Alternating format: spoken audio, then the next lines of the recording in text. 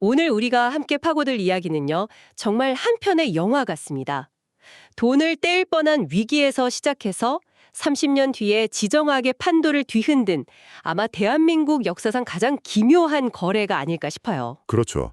당시로서는 정말 누구도 상상하지 못했던 결말이죠. 네, 당신께서 보내주신 자료들을 보니까 어제의 주적이었던 소련에게 빌려준 돈이 어떻게 그들의 최신 무기가 돼서 돌아왔는지, 그리고 그 고철 덩어리가 K방산 신화의 씨앗이 되기까지의 과정이 담겨 있더라고요. 맞습니다.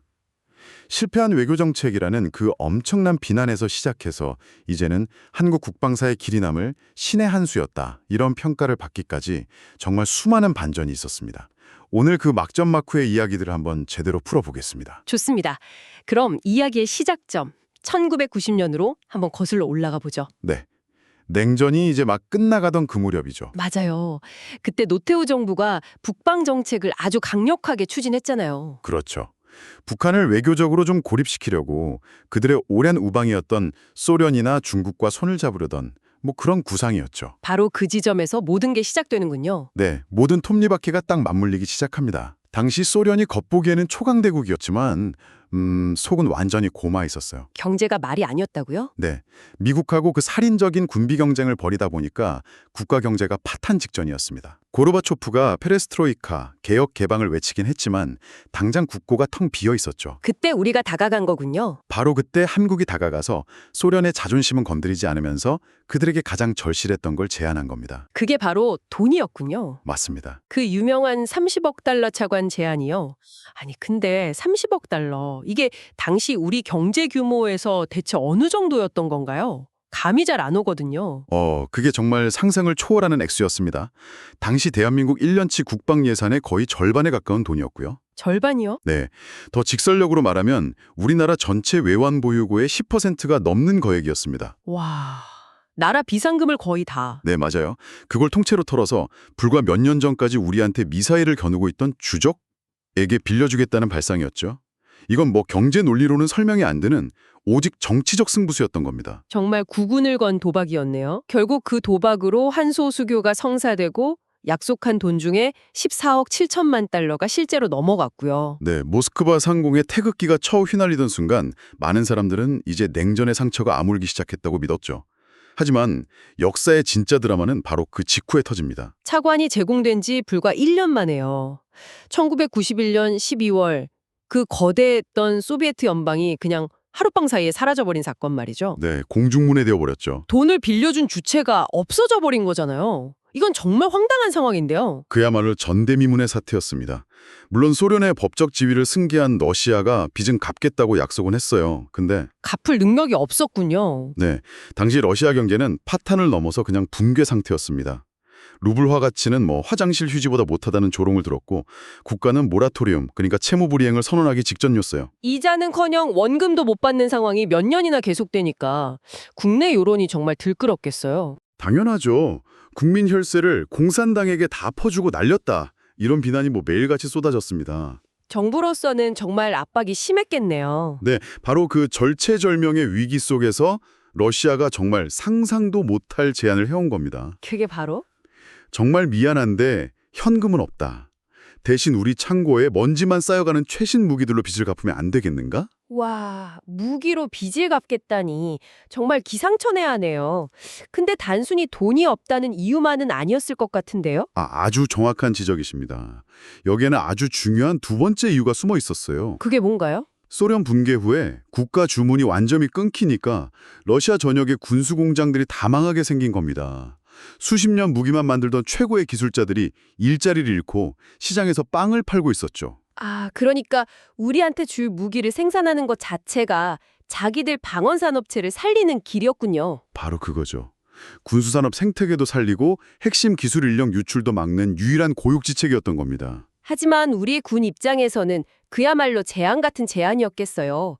50년을 미국식으로 통일해 왔는데 갑자기 러시아제 무기라니요? 군수 내부는 그야말로 결사반대했습니다.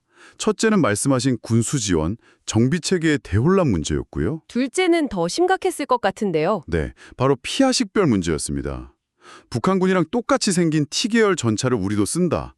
이거는 전시 상황에서 아군끼리 포탄을 날리는 끔찍한 비극이 벌어질 수도 있는 거였죠. 게다가 당시 러시아 무기에 대한 불신도 엄청났더고요. 네, 그때 마침 걸프전이 있었잖아요. 거기서 소련제 T-72 전차들이 미군 에이브람스 전차에 정말 맥없이 파괴되는 모습이 전 세계에 다 나갔거든요. 그러니까 러시아 무기는 그냥 고철이다. 이런 인식이 확 퍼졌겠네요. 네, 덩치만 크고 성능은 형편없다는 인식이 팽배했죠. 그런데 모두가 반대할 때 유독 눈에 반짝이며 이 제안을 반긴 곳이 있었다고요. 네, 바로 국방과학연구소 ADD였습니다. 연구원들은 생각이 달랐군요. 바로 그 시각 차이가 불공사업의 운명을 갈랐다고 할 수 있습니다. 군인들한테 러시아 무기는 시스템의 문제였지만 ADD 연구원들한테는 기술의 보고였던 거죠. 아, 적성국의 기술을 합법적으로 들여다볼 수 있는 절호의 기회다. 그렇죠.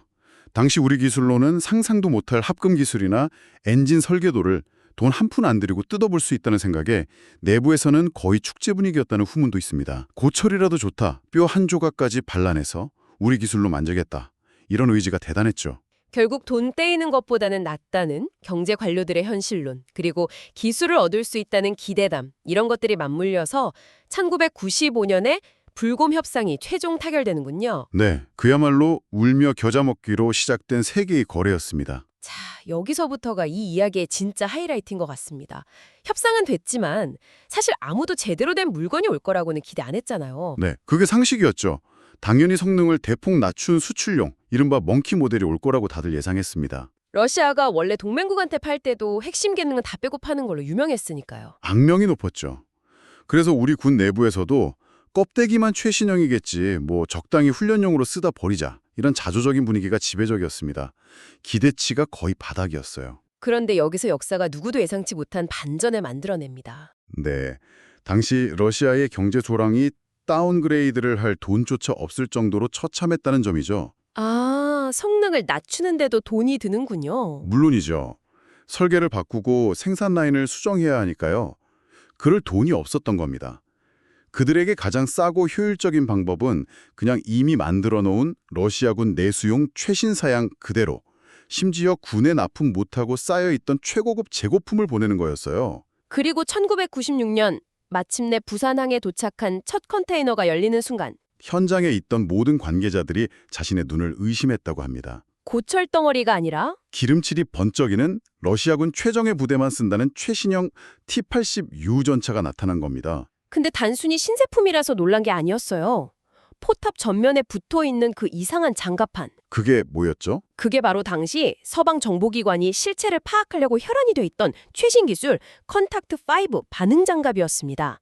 완벽한 진퉁이를 온 거죠. 와, 당시 현장 관계자 표현을 빌리자면 미국이 최신 스텔스 전투기 F-22 랩터를 실수로 우리에게 배송한 것과 같은 그런 충격이었습니다. 성능은 그야말로 충격 그 자체였다고요. T-80U 전차는 일반 디젤 엔진이 아니라 가스터빈 엔진을 달아서 네, 1250마력짜리요. 그래서 꼭 제트기 이륙하는 소리를 내면서 스포츠카처럼 튀어나갔다고 하죠. 정지 상태에서 시속 32km까지 가는데 6초밖에 안 걸렸습니다. 더 놀라운 건 잠수 능력 아니었나요? 맞습니다. 별도 장비 없이 그냥 흡기통 하나 세우고 수심 5m 강을 그대로 걸어서 건너는 거예요. 당시 우리 군이 가진 어떤 전차도 흉내낼 수 없는 기술이었죠. 같이 들어온 BNP-3 보병 전투차는 더 했다면서요? 했다고요? 네, 차체 뒤에 달린 워터제트로 물을 시속 10km라는 무시무시한 속도를 질주했습니다. 이 모습이 훗날 우리 K-21 보병 전투차 개발팀에게 우리도 무조건 저렇게 물에 떠야 한다는 강력한 목표가 됐죠. 이 소식에 가장 놀란 게 바로 미국이었다는 점이 참 아이러니합니다. 순식간에 가불관계가 바뀌었네요. 그렇죠. 냉전 내내 베일에 쌓여있던 러시아 최신 무기의 실물을, 그것도 원본을 한국이 손에 넣었다는 소식에 미군 정보당국이 발칵 뒤집혔습니다. 얼마 안 돼서 미군 기술진이 한국으로 날아와서 제발 한 번만 뜯어보게 해달라고 애원하는 진풍경이 벌어졌죠. 우리가 그걸 또 잘 활용했고요. 그럼요. 한미 공동으로 T-80U를 철저히 분석하면서 러시아 무기체계의 강점과 약점을 속속들이 파악할 수 있었습니다. 북한군에 대한 막연한 공포를 구체적인 데이터에 기반한 자신감으로 바꿀 수 있었던, 정말 동으로 환산할 수 없는 자산을 얻게 된 겁니다. 자, 이렇게 괴물 같은 무기가 들어왔지만 이걸 실제로 운용해야 하는 현장 장병들의 고통은 이제부터 시작이었다고 하더군요. 네, 화려한 스펙 뒤에 숨겨진 현실적인 문제들이 많았죠. 가장 악명 높았던 게 바로 BMP-3, 움직이는 찜통이었습니다. 찜통이요? 시베리아의 혹한에 맞춰 설계된 장비라 한국의 여름은 전혀 고려를 안 한 거죠. 엔진이 병력 탑승 공간 바로 아래에 있어서 한여름에 훈련이라도 하면 내부 온도가 섭씨 50도까지 치솟았습니다. 50도요? 그건 거의 고문인데요. 네, 훈련 끝나면 병사들이 탈진해서 구토하는 일이 다반사였죠. 재미있는 건 겨울에는 또 그 히터 성능이 너무 좋아서 달리는 호테로로 불렸다는 웃지 못할 이야기도 있습니다. 정말 극과 극이네요. 근데 진짜 문제는 다른 데 있었다면서요? 네, 바로 소통의 문제. 그 유명한 번역 참사 이야기입니다. 수만 페이지에 달하는 러시아어 기술 매뉴얼을 번역해야 했는데 전문가가 톡없이 부족했어요. 그래서 일반 번역가에게 맡겼더니 상상도 못할 오역들이 속출했죠. 예를 들면 어떤 게 있었나요? 볼트를 규정된 토크로 조이시오라는 아주 기본적인 정비 지침을 볼트를 부드럽게 달래서 넣으시오라고 번역해 놓은 겁니다. 달래서 넣으라니요. 정비병들은 도대체 기계를 어떻게 달래야 하는지 알 길이 없어서 밤새 머리를 쥐어 뜯었다고 합니다. 부품 수급도 안 돼서 부품 돌려막기로 겨우 가동률을 유지하는 눈물겨운 상황이었죠. 그런 고난의 시간 속에서 역설적으로 가장 중요한 깨달음의 순간이 찾아왔다고 들었습니다. 네, 바로 휴대용 대전차 미사일 메티스 M의 첫 실사격 훈련에서였습니다. 사수가 발사 버튼을 눌렀는데 미사일이 표적으로 똑바로 날아가지 않고 갑자기 하늘로 휙 솟구쳤다가 다시 아래로 곤두박질 치는 말 그대로 춤을 추는 겁니다. 잠깐만요. 미사일이 춤을 춘다는 게 도대체 무슨 뜻이죠? 심각한 결함 아닌가요? 당시 현장에 있던 모두가 그렇게 생각했습니다. 지휘관 얼굴은 흑빛으로 변하고 여기저기서 역시 러시아제는 못 믿겠다는 탄식이 터져나왔죠. 바로 그 순간 미사일이 표적 전차의 가장 약한 부분, 즉 포탑 상부 장갑을 정확하게 내리꽂으며 관통해버렸습니다. 와, 모두가 어안이 벙벙해 있는데 현장을 지켜보던 러시아 교관이 미소를 지으면서 설명했습니다. 이건 불량이 아니다. 장애물을 피하고 가장 얇은 전차 상부를 공략하기 위한 고도의 비행 기술, 터퍼텍이다. 상상도 못한 발상이네요. 우리는 장애물이 있으면 치우고 직선으로 쏠 생각만 하는데 그들은 아예 장애물을 넘어서 공격하도록 설계한 거군요. 바로 그 지점이 불공사업이 우리에게 준 가장 큰 교훈이었습니다. 단순히 무기 몇 개를 얻는 차원이 아니라 우리와는 전혀 다른 환경에서 무기를 만들어 온 그들의 설계 사상 자체를 배울 수 있었던 거죠. 이 터퍼텍 기술은 훗날 우리가 개발한 명품 대전차 미사일 현궁의 핵심 기술로 고스란히 이어집니다. 결국 우리는 그 학교를 수석으로 졸업한 셈이네요. 단순 모방을 넘어 스승을 뛰어넘는 청출어람의 사례들이 탄생했죠. 네.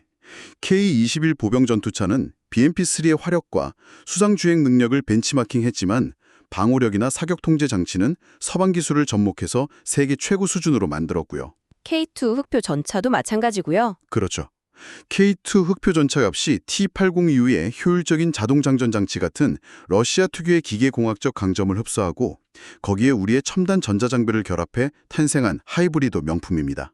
휴대용 대공미사일 신궁 역시 러시아 이글라 미사일의 핵심 기술을 역설계해서 국산화에 성공한 대표적인 사례고요. 맞습니다. 1990년대에 돈이 없어 울며 겨자 먹기로 넘겨줬던 그 기술들이 30년 뒤에 동방의 작은 나라에서 최첨단 무기로 재탄생해서 이제는 자신들의 앞마당인 유럽 시장까지 휩쓸게 될 줄은 당시 러시아는 정말 꿈에도 몰랐을 겁니다. 자, 이제 이야기는 30년이 흐른 현재로 넘어옵니다. 2022년 우크라이나 전쟁이 터지면서 이 기묘한 이야기는 또 한 번의 반전을 맞이하게 되죠.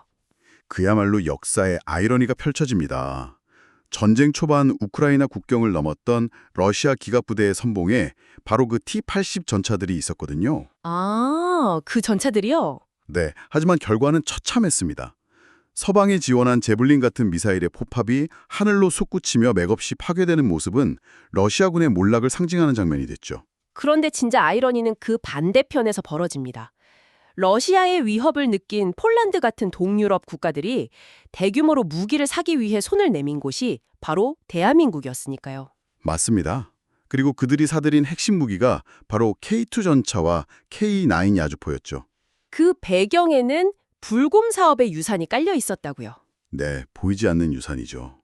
폴란드군은 구소련 시절부터 동구권 무기체계에 아주 익숙합니다. 그런데 한국산 무기를 보니까 서방의 첨단 기술로 무장했지만 그 기저에는 자신들에게 익숙한 러시아 무기 특유의 단순함, 튼튼함, 그리고 실용주의적인 설계사상이 녹아 있었던 거예요. 다루기는 편하면서 성능은 훨씬 뛰어난 그들에게는 가장 이상적인 대안이었던 거군요. 바로 그거죠. 결국 30년 전 러시아가 빛 대신 넘겨준 기술이 이제는 러시아를 견제하는 가장 날카로운 창끝이 되어 그들의 턱 밑을 겨누게 된 셈이네요. 이보다 더 뼈아픈 부메랑이 또 있을까요?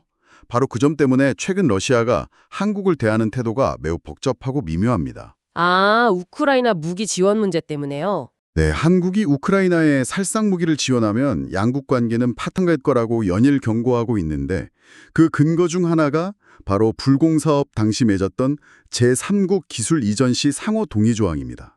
당신들 무기에는 우리 기술이 들어갔으니 우리 허락 없이는 줄 수 없다는 논리군요. 네, 그렇게 압박하는 거죠. 우리에 대한 딜레마인 동시에 역설적으로 러시아가 한국의 군사 지원을 얼마나 두려워하는지를 보여주는 아주 강력한 외교 카드가 될 수도 있겠네요. 정확합니다.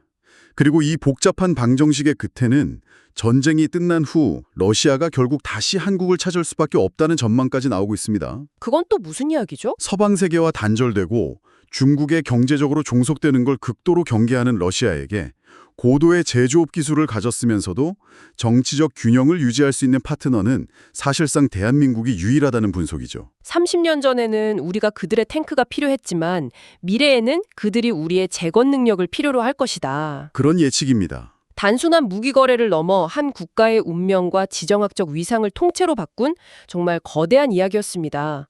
위기가 어떻게 기회가 되는지 그리고 적에게서 배운다는 것의 진정한 의미가 무엇인지 다시금 생각하게 하네요. 오늘 우리가 파고든 이 이야기는 결국 기술에는 국적이 없다는 냉엄한 현실을 보여주는 것 같습니다. 30년 후 폴란드에 수출된 K주 전차의 기술을 역설계한 제3의 국가가 나타나 우리를 위협하는 또 다른 부메랑을 맞이할 가능성은 없을까요? 어제의 스승이었던 러시아가 오늘의 우리를 보며 느끼는 그 복잡한 감정이 어쩌면 미래의 우리가 느껴야 할 감정이 될 수도 있다는 생각을 해보게 됩니다.